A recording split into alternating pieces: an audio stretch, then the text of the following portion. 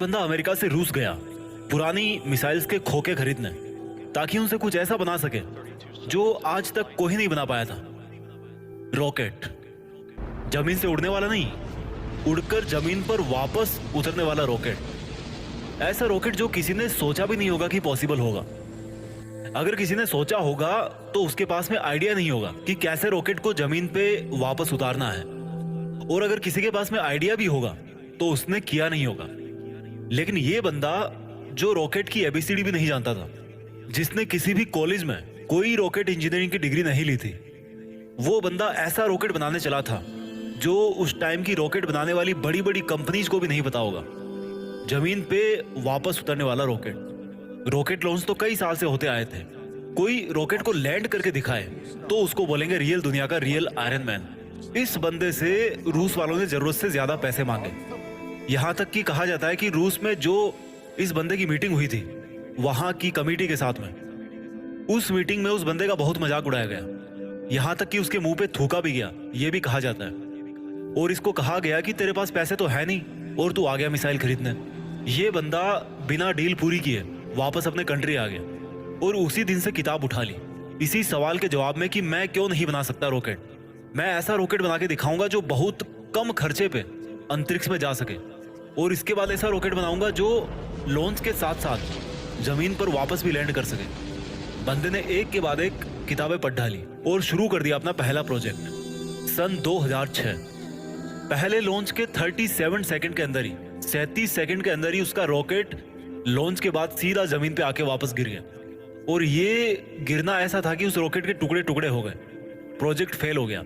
बंदा 4 साल से इस पे काम कर रहा था। 2002 से उसने काम शुरू किया था। 2006 में उसका पहला प्रोजेक्ट फेल हो गया। पैसों का बहुत नुकसान हो गया। बंदे ने फिर सवाल ढूंढने की कोशिश करी कि यार कहाँ कमी रह गई, रॉकेट लॉन्च क्यों नहीं हो पाया। 1 साल बाद फिर से रॉकेट लॉन्च किया, फिर से वही हुआ, मिशन फेल्ड, रॉकेट क्रैश, पैसों का भारी नुकसान। फिर 1 साल बाद तीसरी कोशिश करी और फिर वही हुआ, मिशन फेल्ड, रॉकेट क्रैश, पैसों का भारी नुकसान। एक के बाद एक करके 3 बार इसके प्रोजेक्ट फेल हो गए।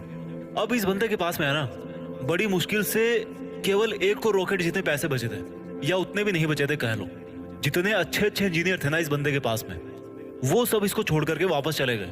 लेकिन इस बंदे में इतना जुनून था, इतना होमवर्क इसने कर रखा था कि इसने सोचा कि यार एक बार वो ट्राई करते हैं। लेकिन इसके पास में इतने पैसे नहीं थे कि ये अच्छे इंजीनियर्स को हायर कर सके, और ये घटिया इंजीनियर्स को रखना नहीं चाहता था। तो इसने डिसाइड किया कि जब मैंने इतनी पढ़ाई कर रखी है तो क्यों ना इस बार प्रोजेक्ट का चीफ इंजीनियर मैं ही बन जाऊं। वो बंदा खुद चीफ इंजीनियर था जिसने रॉकेट साइंस की कोई इंजीनियरिंग डिग्री नहीं ले रखी थी। बड़ी अजीब सी बात थी, बहुत रिस्की काम था ये। पैसों का पहले ही भारी नुकसान हो चुका था, लेकिन इस बंदे की हिम्मत का नुकसान कोई नहीं कर पाया। पूरी जान चौथी कोशिश में लगा दी, और उसके बाद में कुछ ऐसा हुआ ना जो आज तक कोई नहीं कर पाया। पूरी दुनिया ने एक नजारा देखा। दुनिया का सबसे कम बजट में उड़ने वाला रॉकेट सफलतापूर्वक लॉन्च हो चुका था। साइंस की दुनिया में ऐसी घटना पहली बार नहीं हुई थी, लेकिन इतने कम बजट के अंदर किसी रॉकेट को लॉन्च करना पहली बार हुआ था। ऐसा करके दिखाया उस बंदे ने जिसको किसी ने रॉकेट बनाना नहीं सिखाया। इस बंदे की कंपनी को आज दुनिया स्पेस एक्स के नाम से जानती है, और इसके रॉकेट में इतनी जान है ना कि नासा भी अपने कई सैटेलाइट स्पेस एक्स के जरिए अंतरिक्ष में भेजती है। जब इस बंदे के 3 फेल्ड लॉन्च के बाद में चौथा लॉन्च सफल हुआ ना, तो सफल होते ही नासा ने कहा कि भाई हमें, यानी कि नासा वालों को चाहिए तुम्हारा ये रॉकेट। और सक्सेसफुल लॉन्च के 2-4 महीनों के अंदर ही डील पक्की भी हो गई, क्योंकि इसके पहले नासा का बहुत खर्चा होता था सैटेलाइट्स को लॉन्च करने में। लेकिन ये बंदा यहीं पे नहीं रुकने वाला था। बोला कि ऐसा रॉकेट बनाऊंगा अब जिसको बार बार यूज किया जा सके। आमतौर पे क्या होता है कि जब किसी सैटेलाइट को स्पेस में लॉन्च करना होता है तो वो सैटेलाइट को अंतरिक्ष में लेकर के जाता है, साथ साथ में उसको कैरी करने वाला रॉकेट भी उसके साथ में चला जाता है। वो उसको आप यूज नहीं कर सकते दोबारा, क्योंकि वो खत्म हो जाता है, यूज करने लायक वो बचता ही नहीं है। यानी कि ये बंदा ऐसा रॉकेट बनाना चाहता था जो अंतरिक्ष में जाकर के अपना काम करके सुरक्षित वापस जमीन पे आकर के लैंड हो जाए, ताकि उस रॉकेट में केवल फ्यूल भरना पड़े और फिर वो वापस स्पेस में जाने के लिए तैयार हो जाए। जब इस बंदे ने 2011 में अनाउंस किया कि मैं लैंड करने वाला रॉकेट बनाना चाहता हूँ, तो काफी लोगों ने इसकी मजाक बनाई। बड़े बड़े लोगों ने कहा कि ये फालतू का काम है, क्योंकि हवाई जहाज तो लैंड कर सकता है, लेकिन रॉकेट को लैंड करवाना नामुमकिन है। लेकिन इस बंदे के दिमाग में नामुमकिन नाम की कोई चीज नहीं थी। इसके दिमाग में केवल जिद थी कि मैं लैंड करने वाला रॉकेट जरूर बनाऊंगा, सबको गलत साबित करके बताऊंगा। बंदे ने अगले 4 साल तक दिन रात एक कर दी, बहुत सारे फेल्ड रॉकेट टेस्ट किए। आखिरकार 2015 में पूरी दुनिया ने फिर से एक बार इस तरह का नजारा देखा जो वो आज तक हॉलीवुड की फिल्मों में ही देखती आई थी। इस बंदे ने लैंड करने वाला रॉकेट बना दिया, असंभव संभव हो गया। और ये बंदा फिर नहीं रुका, उस अंतरिक्ष में जाने वाले सैटेलाइट कैरियर रॉकेट को इसने पानी पे तैरते हुए प्लेटफॉर्म पर बड़ी एक्यूरेसी के साथ में लैंड करके दिखाया। कमाल का बंदा है। रॉकेट अंतरिक्ष में जाता है और सैटेलाइट को अर्थ की ऑर्बिट में छोड़कर 10-12 मिनट में वापस आकर के अपनी जगह पे खड़ा हो जाता है। इस बंदे को यार अगर रियल दुनिया का आयरन मैन नहीं बोलेंगे तो फिर किसको बोलेंगे और क्या बोलेंगे? ये वही बंदा था जिसने बचपन में इतनी किताबें पढ़ डाली थी कि एक समय ऐसा आया जब इसके आसपास में किताबें कम पढ़ने लग गई। लेकिन बंदे को पढ़ना था तो किताबों का स्टॉक खत्म होने के बाद में पूरा एनसाइक्लोपीडिया पढ़ डाला। ये बंदा आज दुनिया का सबसे अमीर इंसान बन चुका है। वो बंदा जिसका यह कहकर मजाक उड़ाया गया था कि तुम्हारे पास पैसे तो है नहीं, तुम आ गए मिसाइल खरीदने। आज इस बंदे की औकात इतनी बढ़ चुकी है ना कि वो वैसा कमेंट करने वाले लाखों बंदों को खरीद सकता है। ये सच है, पैसा इंसान को खरीद लेता है यार, यही सच्चाई आज की। और ये बंदा अमीर क्यों नहीं बने? क्योंकि ये डिजर्व करता है। एलन मस्क, नाम तो सुना होगा। इस नाम में जान है, क्योंकि इस नाम के पीछे जो बंदा है ना उसके नॉलेज में जान है। कहानी यहीं पे खत्म नहीं होती। एलन मस्क ऐसे बहुत सारे काम करना चाहते हैं जो आज शायद इम्पॉसिबल लगते हैं, पर यह नहीं भूलना चाहिए कि वो लैंडिंग वाला रॉकेट भी किसी टाइम पे इम्पॉसिबल लगता था। इनके बहुत सारे ऐसे प्रोजेक्ट चल रहे हैं जिनके बारे में कोई सोच भी नहीं सकता। इनमें से एक फेमस प्रोजेक्ट है हाइपर लूप, जिसमें जमीन पर हवाई जहाज से भी ज्यादा स्पीड पे ट्रेवल करने का प्रोविजन होगा। ऐसी टेक्नोलॉजी होगी। अब थोड़ी सी जरूरी बात करते हैं। भारत, हमारे कंट्री में दुनिया के सबसे ज्यादा जवान लड़के और लड़कियां हैं, इतने ज्यादा कि कई देशों की टोटल पॉपुलेशन भी इतनी नहीं है। हमारे कंट्री में भी ऐसे टैलेंट की कोई कमी नहीं है। जरूरत है तो सोच को विजन देने की, विजन के लिए आइडिया जनरेट करने की और आइडिया को एक्शन में बदलने की।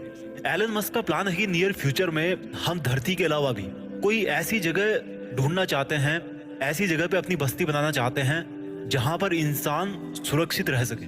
क्योंकि हो सकता है भविष्य में कोई एस्टेरॉइड धरती से टकरा जाए और धरती से मानवता ठीक उसी तरह से खत्म हो जाए जिस तरह से कई साल पहले डायनासोर धरती से चले गए थे, गायब हो गए थे। और इसलिए इनके फ्यूचर के प्रोजेक्ट में एक प्रोजेक्ट ये भी है कि मंगल ग्रह पर इंसानों की बस्ती बनाई जाए। इनका बड़ा तगड़ा है यार इनका विजन, और ऐसा विजन आज हमारे यूथ में होना बहुत जरूरी है। अगर ये बंदा कर सकता है ना तो समझ सकते हो कि इंसान का दिमाग कितना पावरफुल है, इंसान की हिम्मत कितनी पावरफुल है, इंसान की कैपेबिलिटी क्या है और इंसान के लिए क्या इम्पॉसिबल है। एलन मस्क का मानना है कि फेल होने से नहीं डरना चाहिए, क्योंकि फेल होना भी एक ऑप्शन होता है, लेकिन काम ना करना कोई ऑप्शन नहीं होता। ये खुद मानते हैं कि ये एक हफ्ते में लगभग 120 घंटे काम करते हैं। अगर 7 से डिवाइड करोगे ना तो लगभग 17 घंटे के आसपास आएंगे एक दिन में निकल के। कई बंदे तो इतना सोते होंगे। इनका कहना है कि मैं वो काम नहीं करता जो जरूरी है, मैं वो काम करता हूँ जो मुझे लगता है कि मुझे करना चाहिए।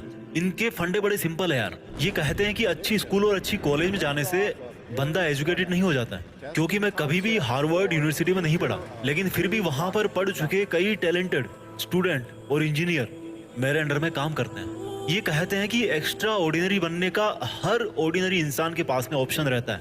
इनका यह भी कहना है कि अगर आप फेल नहीं हो रहे हो तो इसका मतलब आप लाइफ में कुछ कर ही नहीं रहे हो। हर जवान लड़के और लड़की को आज ये बात समझनी पड़ेगी कि उनको आज की डेट में क्या करना चाहिए। क्या उनको वो करना चाहिए जो उनको लगता है कि जरूरी है, या उनको वो करना चाहिए जो उनको लगता है कि उनको करना चाहिए। इंसान तब ज्यादा बेहतर कर पाता है जब उसको पता होता है कि उसको क्या करना चाहिए। एलन मस्क को किसी ने रॉकेट साइंस नहीं पढ़ाई थी, पर इनको लगा कि उनको रॉकेट साइंस पढ़नी चाहिए, तो इन्होंने खुद पढ़ी, क्योंकि इनको पता था कि इनको क्या करना चाहिए। आज की डेट में किसी बंदे के लिए कुछ करना मुश्किल नहीं है। अगर मुश्किल है तो वो ये है कि उसके पास में कोई गोल ही नहीं है, उसको पता ही नहीं है कि उसको करना क्या है। लक्ष्य निर्धारित नहीं करना सबसे बड़ी प्रॉब्लम है। फेल होना कोई प्रॉब्लम नहीं है। एलन मस्क का मानना है कि नॉइज से ध्यान हटाकर सिग्नल की तरफ ध्यान दिया जाना चाहिए। उनका मानना है कि प्रॉब्लम कोई प्रॉब्लम नहीं होती, प्रॉब्लम का सॉल्यूशन ढूंढना एक प्रॉब्लम है। शब्दों में थोड़ा सा फेरबदल करने से पूरा वाक्य जो है ना, उस पूरे वाक्य का अर्थ बदल जाता है। और माइंड में थोड़ा सा विजन आपकी पूरी जिंदगी बदल के रख सकता है। अगर आपकी लाइफ में कोई प्रॉब्लम नहीं है ना आज, तो प्रॉब्लम क्रिएट करो खुद के लिए। कैसे करोगे? एक बड़ा लक्ष्य निर्धारित कर, हमारे देश के युवाओं को आज इस क्रांतिकारी मनुष्य से सीखने की जरूरत है। हालांकि ये भी सच है कि हमारा देश ऐसे क्रांतिकारी युवाओं से भरा पड़ा है, बस उनको अपने आप को पहचानने की जरूरत है। वो बंदे भी एलन मस्क की तरह कुछ ऐसा कर सकते हैं जो कोई सोच भी नहीं सकता। दम है तो कुछ बड़ा करके दिखाओ।